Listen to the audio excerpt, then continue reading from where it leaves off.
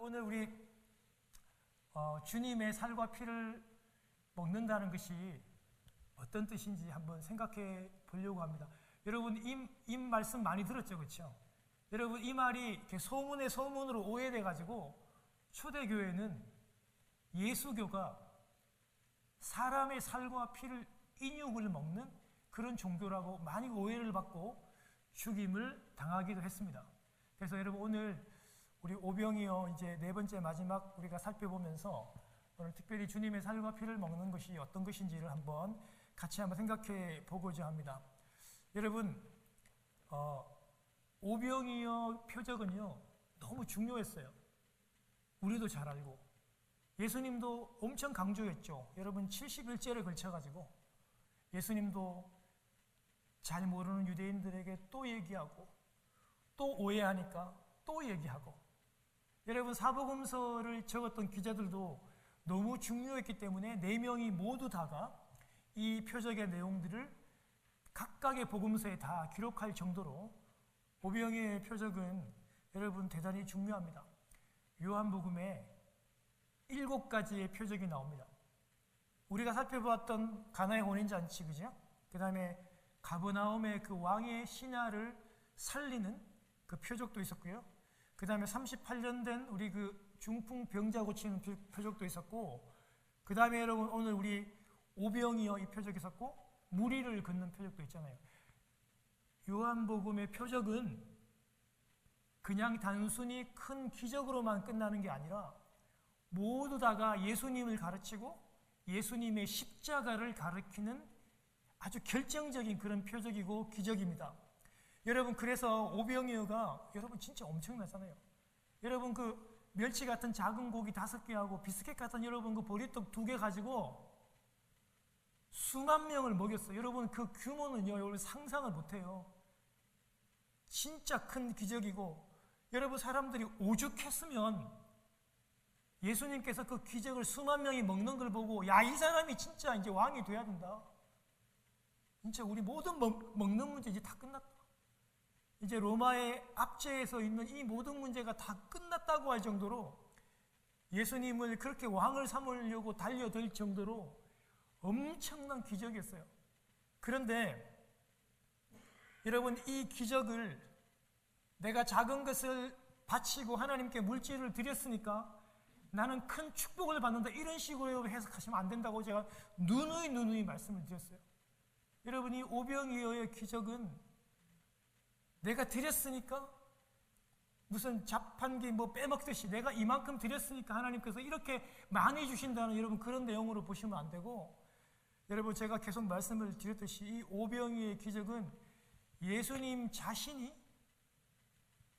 생명의 떡, 하나님으로부터 온 생명의 참 떡이라는 것을 가르쳐주는 기적이고, 예수님께서 그 생명의 떡을 먹어야 한다고, 먹으라고 계속 말씀을 하셔요.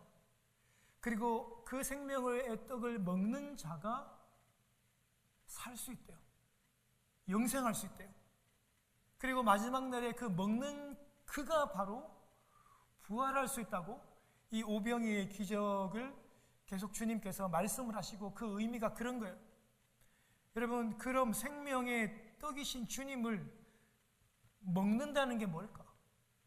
오늘 이런 본문 표현 나온 거지. 그러면 예수님이 진짜 육체의 살을 진짜로 인육을 먹는 걸까? 제가 지난주 35절에 말씀한 바와 같이 그 생명의 떡 예수님을 먹는 거는 예수님을 믿는 겁니다. 여러분 이 의미를 잊어서는 안 돼요. 오늘도 예수님의 살을 먹고 예수님의 피를 마시는 것은 실제로 여러분 예수님의 그 육체적인 그 인육을 먹고 피를 마시는 게 아니라 예수님을 믿는다는 것을 계속적으로 지금 돌려가지고 얘기하고 강조하는 거예요. 생명의 떡이신 예수 그리스도를 먹는 것은 예수님을 믿는 거예요. 말씀이신 예수 그리스도를 우리 아침마다 우리 큐티하고 묵상하고 듣잖아요. 그렇게 함으로 예수님을 먹고 듣고 예수님을 믿는 것, 그것이 바로 떡이신 예수 그리스도를 믿는 것입니다. 여러분, 예수님이 이렇게 말씀을 하시니까 유대인들이 알아들었어요? 못 알아들었어요? 잘 못 알아들어요. 계속해서 이 사람들은 그냥 시루떡, 뚜레쥬르 빵같이 이렇게 자꾸 먹는 거로만, 양식 대신으로 먹는 떡과 빵에만 계속 관심을 가져다 보니까 그걸 이해를 못했어요. 여러분, 오늘 41절에 보면요, 유대인들이 예수님이 하늘에서부터 내려온 생명의 떡이라고 하니까 이 유대인들이 예수님을 비난했습니다. 수군거렸어요. 이게 비난하다는 말이거든요.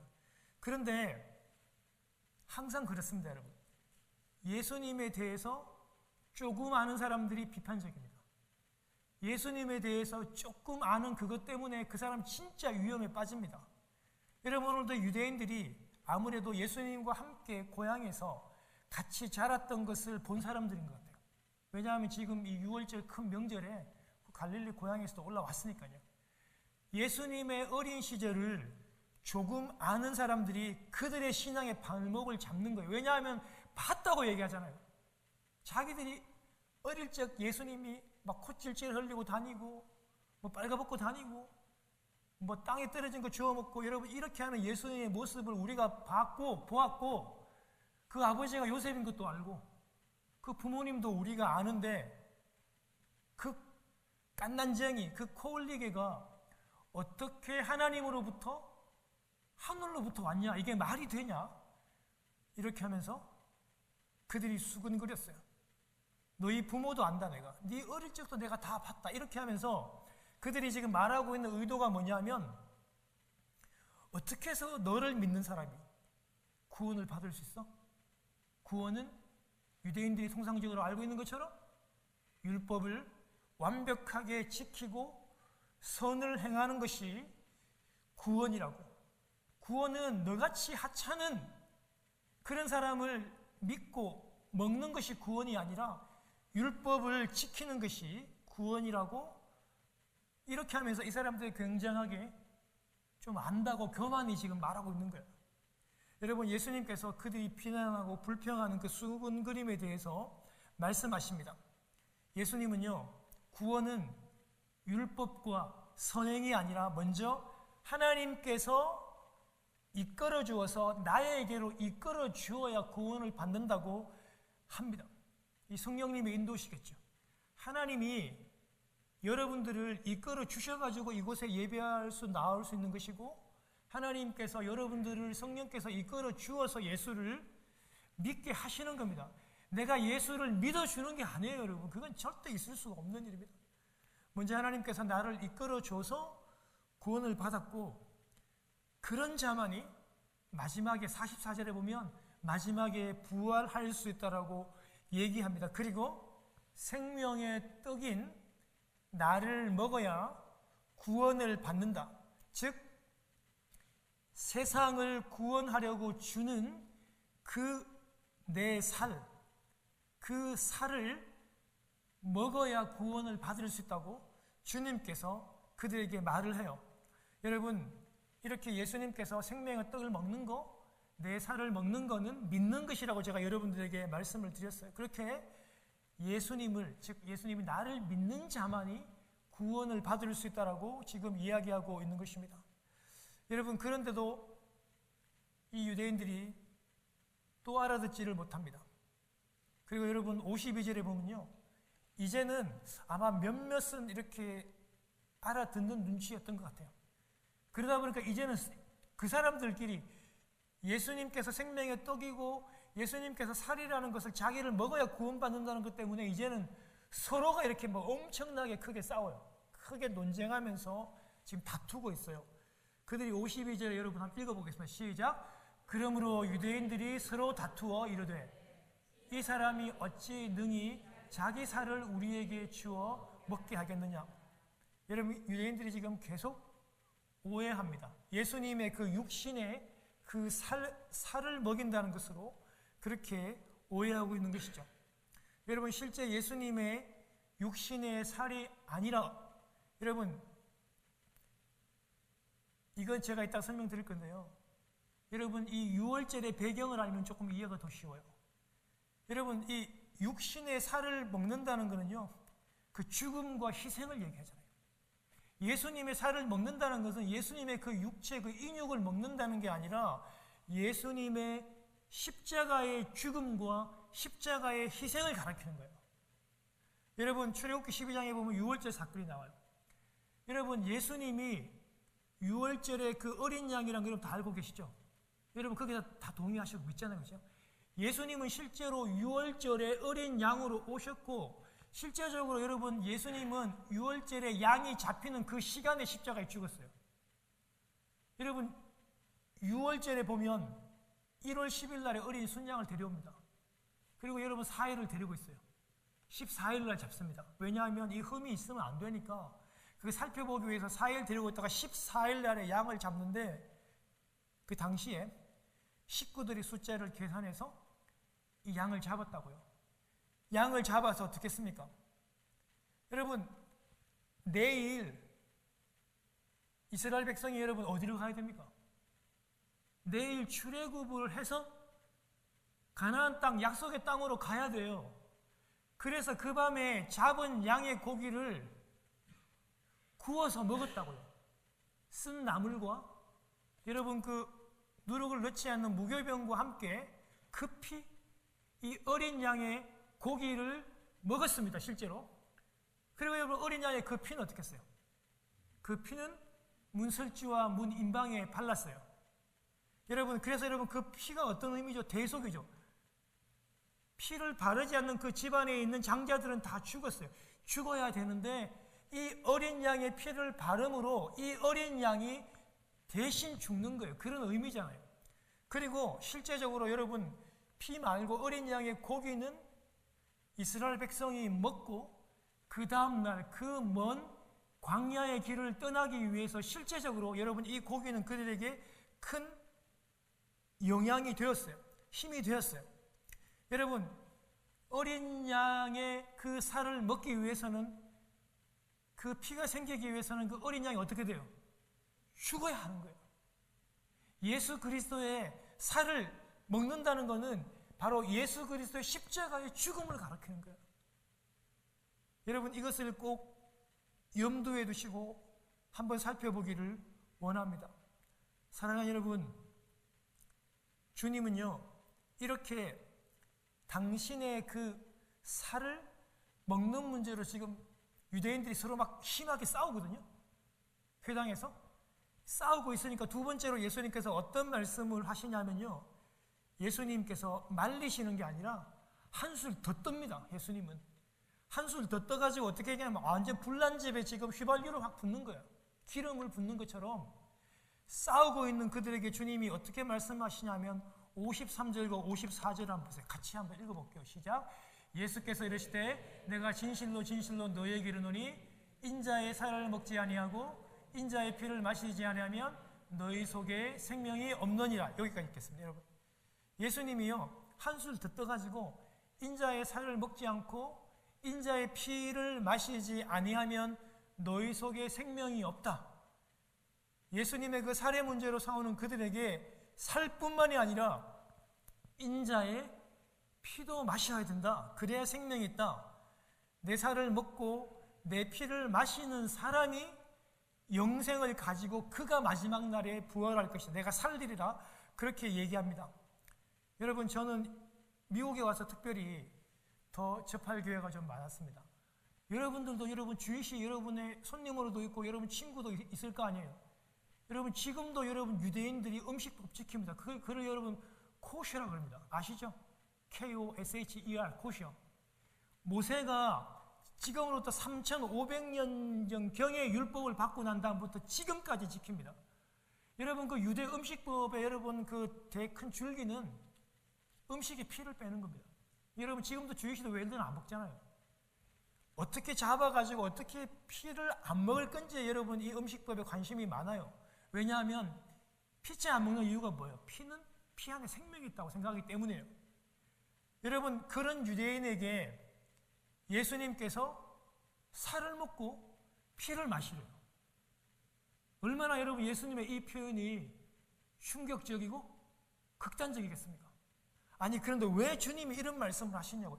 그냥 믿으라고 하면 되잖아요. 아니, 여러분 생각해 보세요, 군사님. 아니, 그냥 믿으라고 하면 되잖아요. 그런데 왜 그런 자기의 피를 그렇게 마셔라고 그렇게 그런 좀 엄청나고 충격적인 그런 말씀을 표현들을 하셨을까요? 그건 너무 중요하기 때문에 그래요. 충격을 줘서라도 이 유대인들이, 이 제자들이 당신의 살을 먹는 것, 당신의 피를 마시는 그것이 바로 십자가의 죽음이고 십자가의 대속이라는 것을 가르쳐 주고 싶었던 것입니다.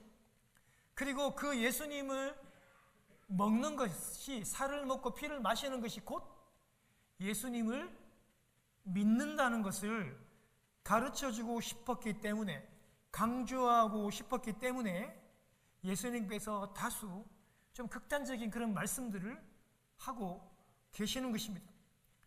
여러분, 이제 유월절이 가까이 왔습니다. 예수님은 이 유월절에 어린 양으로서 십자가에 죽으시고 몸 찢으시고 피 흘리실 것입니다. 진짜로 마지막이 왔기 때문에 예수님의 마음은 더욱더 강조하고 싶었고 더욱더 가르쳐주고 싶었기 때문입니다.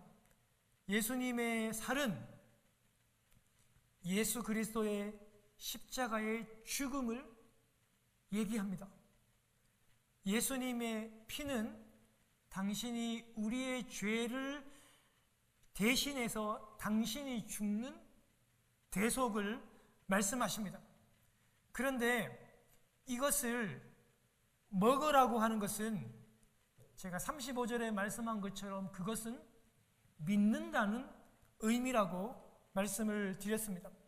여러분, 이렇게 내가 그것을 먹으면, 여러분, 우리 사람들의 우리 표현도 그래요. 우리 한국적인 우리 이 말 가운데서도 여러분 이런 표현들이 많거든요. 실제로 그걸 먹으면 그게 내 안으로 들어오게 돼요. 오늘 예수님께서 계속해서 하나됨과 그 연합됨을 계속 얘기하잖아요. 예수님께서 그러죠. 내 살과 내 피를 먹으면 내가 그의 안에 들어가고 그도 내 안에 들어온다. 이 연합과 이 하나됨을 예수님이 계속 강조해요. 실제로 여러분 그 음식을 먹으면 그 음식이 내 안에 들어오면 그 음식과 내가 물론 짧은 순간이지만 하나가 되는 그런 의미가 있습니다. 그런 차원에서 우리 주님께서 계속 먹으라고, 그리고 믿으라고, 그렇게 되면 하나의 인격체가 될 것이고 하나가 되고 연합이 될 것이라고 그렇게 얘기합니다. 여러분, 사람에게 있어 먹는 것과 마시는 것만큼 실질적인 게 없어요. 여러분, 당시에도 예수님이 당연히 그랬죠. 우리가 이런 먹는 거 마시는 거 모르는 사람이 있습니까? 예수님이 그만큼 쉽게, 알아듣기 쉽게 실제적인 걸 가지고 설명하고 있잖아요. 사람에게 의해서 먹는 거 모르는 사람이 어디 있고 마시는 거 모르는 사람이 없잖아요. 그리고 먹는 것과 마시는 것만큼 생명과 관계 있는 것, 생명과 절대적인 것이 없어요. 빵, 떡, 밥 대충 먹어야 되는 게 아니고 살려면 반드시 먹어야 돼요. 절대적인 것이라고요. 그래서 먹는 것과 마시는 것을 모르는 사람이 없고, 먹는 것과 마시는 것이 우리 생명과 절대적인 연관을 가지고 계시기에 그만큼 먹는 것이, 예수님의 살과 피를 먹는 것이 중요하고 절대적이며 그 믿는 것이 또한 중요하다는 것을 가르쳐주고 있어요. 여러분, 이렇게 실제로 예수님의 그 살과 피를 먹으면, 믿으면 신비하고 놀라운 일들이 일어난다고 제가 말씀을 드렸어요. 예수님의 살과 피를 먹으면 실제로 나와 예수님이 하나가 됩니다. 내가 예수님 안에, 예수님의 내 안에 들어오는 진정한 이 연합, 이 신비가 형성이 되고 이루어져요. 세상에 있는 사람이, 여러분, 이 원리를 어떻게 알까요? 여러분, 이것이 과학적으로 증명이 됩니까? 이건 믿음으로 받아들이는 겁니다. 내가 그 예수님의 그 살을 먹으면, 예수님의 그 죽음을 내가 먹고 믿으면 예수님이 내 안으로 들어오고 내가 예수님 안으로 들어가는 거예요. 이걸 과학적으로 어떻게 증명을 해요? 그러나 우리가 이것을 믿는 것이죠.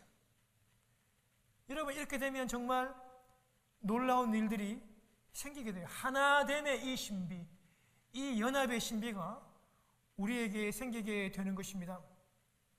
예수님을 십자가 죽음과 대속의 죽음을 먹음으로, 또 믿음으로, 여러분 또 우리 매일 우리 말씀을 또 먹잖아요. 큐티를 통해서 먹고 일곱으로 먹잖아요. 그 말씀을 먹고 묵상함으로 또 우리는 먹습니다.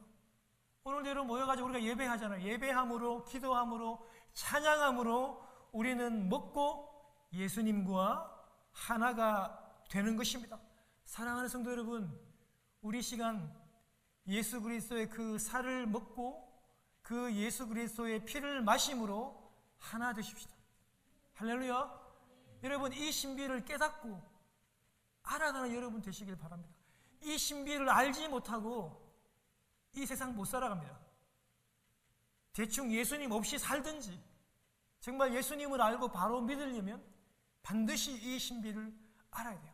내가 예수님의 살을 먹고 피를 먹음으로 내가 예수님 안에 거하고 예수님이 내 안에 거하는 이 놀라운 신비를 아는 사람이 행복하죠. 여러분 가끔 제가 자주이기도 한데요, 저희 식구 중에 한 명이 저한테 와서 이런 얘기를 해요. 여보, 예수 믿는 것이 너무 좋다고. 하나님이 왜 이렇게 좋을까? 왜 이렇게 살아가는 것이 왜 이렇게 행복할까? 그런 얘기를 합니다. 그것은 예수가 그 안에 있고 그가 예수 안에 있기 때문입니다. 여러분, 예수님의 그 죽으심을 믿고 나를 위해서 대신 값을 치르시고 죽으신 예수님을 먹으면 예수님과 하나 되는 신비를 경험하고 그것을 통해서 우리가 이 삶을 살 수 있다고 제가 계속 말씀을 드립니다. 여러분, 우리가 이민 1세대입니다. 물론 이 가운데 1.5세도 계시는데요. 여러분, 우리가 참 미국 사람이지만 여전히 한국의 정서를 많이 가지고 있습니다. 그래서 여러분 한국도 응원하고 한국 스포츠도 보고 한국 음식점도 가고 합니다. 다 우리가 동의합니다. 여러분, 그런데요, 많은 교회학자들이요, 우리 한국 교회가 이 교회의 역사상 체험할 수 없는, 이 찾아볼 수, 유래를 찾기 힘든 놀라운 부흥을 단기간에 이루어냈어요. 그게 다 좋은 건 아니지만 이렇게 단시간에 급성장할 수 있는 이유가 무엇인가, 그 분석을 여러분 내놓았는데, 그게 뭐냐면 한국 사람들은요, 이 먹는다라는 이 개념을요, 믿는다의 개념으로 잘 이해했기 때문이래요. 우리 한국말 가운데 이게 녹아 있어요. 다른 어느 민족보다 한국 사람은 먹는다는 것이 그 먹는 대상과 일체가 된다는 것을 그냥 태생적으로, 본능적으로 알고 있는 거예요. 한국 사람들은 이렇게 얘기해요. 나이를 어떻게 해요? 그렇죠. 다 알고 있잖아요, 벌써. 나이를 먹는다 이렇게 얘기합니다. 근데 여러분 참 이 중국 사람들은 그렇게 얘기 안 한대요. 중국 사람들은 이렇게 한문에 첨자를 써가지고 첨가한다, 그런 개념으로 나이를 받아들인대요. 그리고 일본 사람들은 이렇게 실리적으로 이렇게 취하고 얻는 걸로 나이를 얘기한대요. 그렇지만 유독 한국 사람은 나이를 먹는다고 얘기한대요. 다 이해가 되잖아요. 나이를 먹음으로 그 나이와 내가 하나 되고 일체가 된다는 개념을 가지고 있대요, 이미. 그래서 여러분, 20대의 나 박정원과 지금 50대의 나 박정원은 어때요? 다른 거죠. 여러분, 그리고 또요, 우리는 이렇게 얘기해요. 나는 무엇 하기로 마음을, 그렇죠, 먹었다 이렇게 얘기해요. 뭐뭐 하기로, 나는 예수를 믿기로 마음을 먹었다 이렇게. 공부 안 하다가 나는 공부하기로 마음을 먹었다 이렇게. 새벽기도 나오기로 마음을 먹었다. 여러분, 이렇게 예수 믿기로 마음을 먹으면 먹는 그 순간 그 예수 그리스도가 실제적으로 내 안에 들어와서 일치가 되는 것을 이미 벌써 한국 사람들은 이렇게 선지식과 선이해를 가지고 있었대요. 여러분, 좀 부정적으로 보면 어때요? 뇌물을, 그렇죠, 뇌물을 먹었다. 너 돈을 먹었다 이렇게 얘기하잖아요. 그리고 욕을 먹었다고 그렇게도 표현한대요. 이게 그냥 저만 그런 게 아니라 모든 한국 사람께 욕을 먹음으로, 더러운 돈을 먹음으로 내 안에 그 더러움이 들어와져 있다는 걸, 일체되었다는 걸 자연스럽게 한국 사람들은 알고 있대요. 이것이 큰 부흥의 발전이 되었대요. 여러분, 제가 재미있는 얘기 하나 해드릴게요. 제가 서울에 있을 때인데요, 사역할 때인데 우리 홍수환 씨 알죠? 그 사전 5기. 여러분 지금 장로님 돼가지고 여러분 유튜브 보세요. 여러분 강의 엄청 하러 다닙니다. 말 굉장히 잘해요. 굉장히 그 강의들을 보면, 간증들을 보면 아주 공부도 잘했대요. 그 홍수환 우리 장로님이. 여러분, 그런데 그 파나마 선수 이름도 여러분 재밌어가지고 여러분 기억하잖아요. 카라스키야. 그죠? 아마 우리 지현 집사님하고 우리는 잘 몰라도 우리 장로님하고 저 나이 때는 이 홍수환 여러분 4번 다운되고 5번째 일어납니다. 그리고 여러분 그 당시에 파나마 선수 카라스키아가 얼마나 권투를 잘했냐면 17살인데요. 그냥 권투에 그냥 천재라고 하는 애예요. 11번 싸워서 11번 이기고 11번 다 KO로 이긴 사람이에요. 근데 홍수환이 두들겨 맞아가지고 4번 다운됐는데 마지막에 5번째 일어나가지고 이 카라스키아를 KO를 시키잖아요. 여러분 그때 그 인터뷰 엄청 유명해요. 뭐라고 얘기합니까? 엄마 나 챔피언? 그렇죠. 엄마 나 챔피언 먹었대요. 그런데 그 엄마가 한 대답이 또 유명해요. 그래? 대한민국 만세다. 그 엄마가 그렇게 얘기했대요. 여러분 그때 챔피언을 먹은 홍수환 장로님 지금도 챔피언입니다. 그때도 여러분 남서울교회에서도 소개할 때도 그 WBA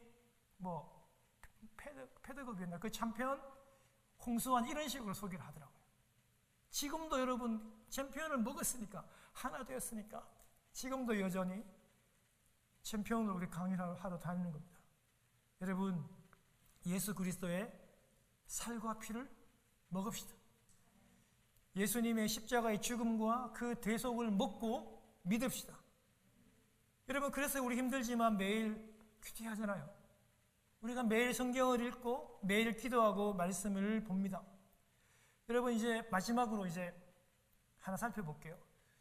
여러분 예수님이 이렇게 당신이 이 기적을 통해서 생명의 떡임을, 그리고 당신의 살과 피를 먹어야 한다고, 그래야 영생을 하고 그래야 부활받을 수 있다고 말씀을 하니까 66절 가르침을 받았던 무리와 따라왔던 12제자 말고 다른 제자들의 반응이 어땠을까요? 여러분 66절 아까 읽었던 것처럼 같이 읽겠습니다. 시작. 그때로부터 그 여자 중에서 많은 사람이 떠나갔고 다시 그와 함께 다니지 아니하라. 여러분 그냥 군중이 아닙니다.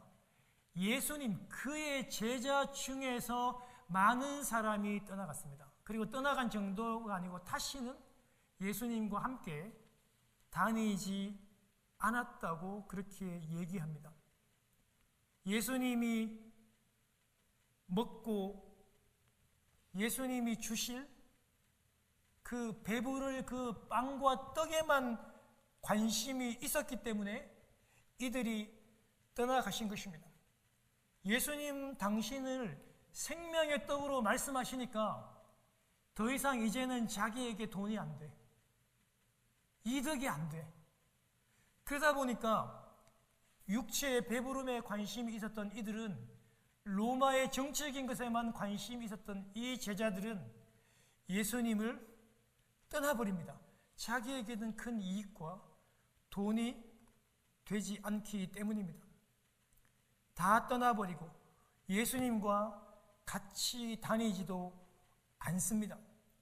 사랑하는 여러분, 예수님을 따르는 것이 나의 물질적인 풍요와 축복을 위해 따르시는 분 아무도 안 계시겠지만, 내 사업을 위해서, 내 병고침을 위해서 예수님을 따르고 좋은 한인들을 만나기 위해서 이 교회를, 이 한인 공동체를 찾아왔다면 결국 주님의 그 바른 말씀 앞에서 다 자기 길로 떠나고 떨어져 가게 될 것입니다.